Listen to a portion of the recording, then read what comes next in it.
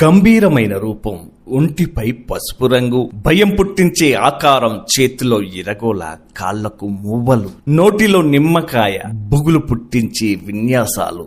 ఇదంతా వినగానే మనకు గుర్తొచ్చేది పోతరాజు. గ్రామ దేవతలైన 7 అక్క చెల్లెలకు తమ్ముడు. గ్రామీణ ప్రాంతంలో జాతర ఉత్సవాల్లో, బోనాల పండుగలో పోతరాజులు ఆట పాటలతో సందడి చేస్తూ ఉంటారు. ఎల్లమ్మ, పోచమ్మ, పెద్దమ్మ, ముత్యాలమ్మ, నూకాలమ్మ, మైసమ్మ, మహంకాళి పేర్లు, ఇలా వివిధ పేర్లతో 101 మంది గ్రామదేవతలు ఉంటారని, వారంతా గ్రామదేవతలుగా పూజలు అందుకుంటారని మనందరికీ తెలుసు. అయితే వాడుకల్లో అయితే వీరిని 7 అక్క చెల్లెలుగా శక్తి దేవతలుగా చెప్పబడుతుంది. వీళ్ళందరికీ కూడా ఒక తమ్ముడు ఉన్నాడు. అతనే పోతరాజు. పోతరాజు లేకుండా శక్తి ఆలయాల్లో ఏ పని జరగదు. అందుకే అమ్మవారి ముందు పోతరాజు విగ్రహాన్ని ప్రతిష్ఠిస్తారు. గౌడ్సు, ముదిరాజులు, గిరిజనులు ఎంతో ప్రాధాన్యత ఇస్తారు. పోతరాజు చరిత్ర ఎంతో వైవిధ్యంగా ఉంటుంది. ఆ చరిత్ర ఏంటో ఈ వీడియోలో మనం తెలుసుకుందాము. పూర్వీకులు చెప్పిన ఒక కథ ప్రకారం శివలింగ మహారాజు గొప్ప శివభక్తుడు. అతనికి సంతానం లేకపోవడంతో శివుణ్ణి ప్రార్థిస్తాడు. అతని భక్తికి మెచ్చిన శివుడు అగ్ని కణాల నుండి ఒక బిడ్డను ప్రసాదిస్తాడు. ఆ బిడ్డే పోతరాజు. పోతరాజు తండ్రి ప్రతిరోజు శివుడి దగ్గరికి వెళ్లి పూజ చేయడానికి వెళుతూ ఉంటాడు. తండ్రితో పాటు వెళ్లిన ఆ పోతరాజు తండ్రి పూజ చేస్తున్న సమయంలో పార్వతీదేవి చేతిలో ఉన్న డమరుకం, కత్తి తీసుకొని వచ్చేస్తాడు పోతరాజు. మరుసటి రోజు పోతరాజు దగ్గర ఉన్నటువంటి కత్తి, డమరుకాన్ని చూసి ఆశ్చర్యపోతున్నాడు తండ్రి. ఇవి ఆదిశక్తి పార్వతీదేవి సంబంధించిన ఆయుధాలు. ఇవి ఎవరి దగ్గర ఉంటే వారు మహాబలవంతులుగా, వారికి జయం కలుగుతుందని, కానీ వీటిని దొంగిలించడం మహాపాపం కాబట్టి తిరిగి ఇచ్చేయమని తండ్రి చెబుతాడు. అలా నీతులు చెప్పిన తండ్రి పైన ఆగ్రహంతో తండ్రి తలని నరికేస్తాడు పోతరాజు.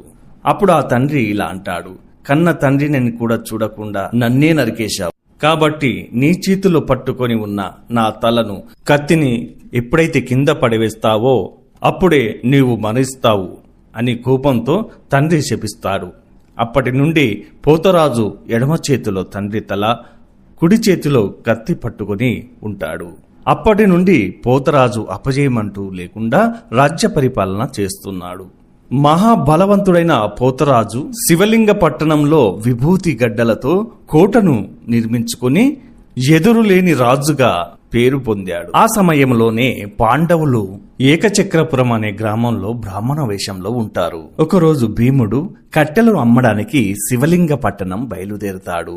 ఆ సమయంలో కట్టెలు విభూతి గడ్డలకు తగిలి కోట కూడా కూలుతుంది. ఆ సందర్భంలో జరిగిన ఘర్షణలో పోతరాజు భీముణ్ణి బంధించి చెరసాలలో వేస్తాడు. ఎంతకీ తిరిగిరాని భీముని కోసం ఎదురుచూస్తున్న పాండవులు శ్రీకృష్ణుడి ద్వారా విషయాన్ని తెలుసుకుంటారు. పార్వతీదేవి యొక్క కత్తి, డమరుకం అతని చేతిలో ఉన్నంత వరకు అతనిని ఎవ్వరూ ఏమి చేయలేరని గ్రహిస్తారు. శ్రీకృష్ణుడు భీముని విడిపించడానికి ఆ ప్రయత్నంలో భాగంగా శ్రీకృష్ణుడు అర్జునుడికి ఆడవేషం వేయించి నృత్యం చేయిస్తాడు. ఆ నర్తకి మీద ఆసక్తి పెంచుకున్న పోతరాజు ఆ నర్తకిని వివాహం చేసుకుంటానని కోరతాడు. అందుకు శ్రీకృష్ణుడు, దానికి మేము అంగీకరించాలంటే చెరసాలలో ఉన్న భీముడిని విడిచిపెట్టాలని, అంతేకాకుండా పాండవుల పక్షాన ఉండి మహాభారత యుద్ధంలో పాండవులకు విజయం కలిగేటట్లు చేయాలని, ప్రతి కార్యానికి నువ్వే ముందుండి నడిపించాలని షరతు పెడతాడు శ్రీకృష్ణుడు. అందుకు ప్రతిఫలంగా కలియుగంలో ఏ జాతర జరిగినా భక్తులు నిన్ను ఆరాధిస్తారని అభయమిస్తాడు శ్రీకృష్ణుడు. అప్పటి నుండి పాండవులు తలపెట్టిన ప్రతి కార్యానికి పోతరాజు ముందుంటాడు.